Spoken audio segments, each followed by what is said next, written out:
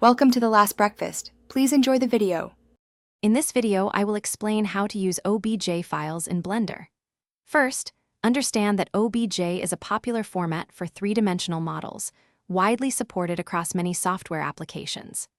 Blender makes it straightforward to bring these models into your projects. A crucial tip for a smooth import is to ensure your OBJ file and its corresponding material library, often called an MTL file, are located together in the same folder. This helps Blender find and apply materials automatically. Now, let's walk through the import process.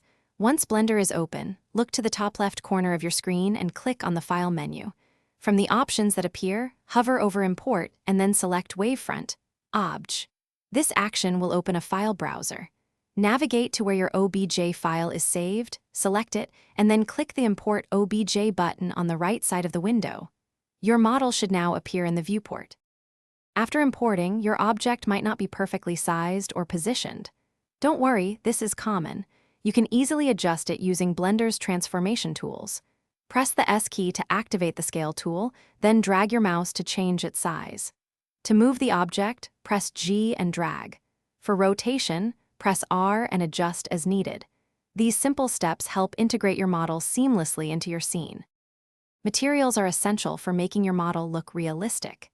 If your OBJ file came with an MTL file, Blender usually applies these materials automatically during import. However, if your model appears gray or lacks textures, you might need to manually assign them. Open the shader editor, create new materials, and connect your image textures to the principled BSDF shader. This will bring your model to life with vibrant colors and detailed surfaces. Thanks for watching. If this was helpful, leave a like and consider subscribing. See you next time.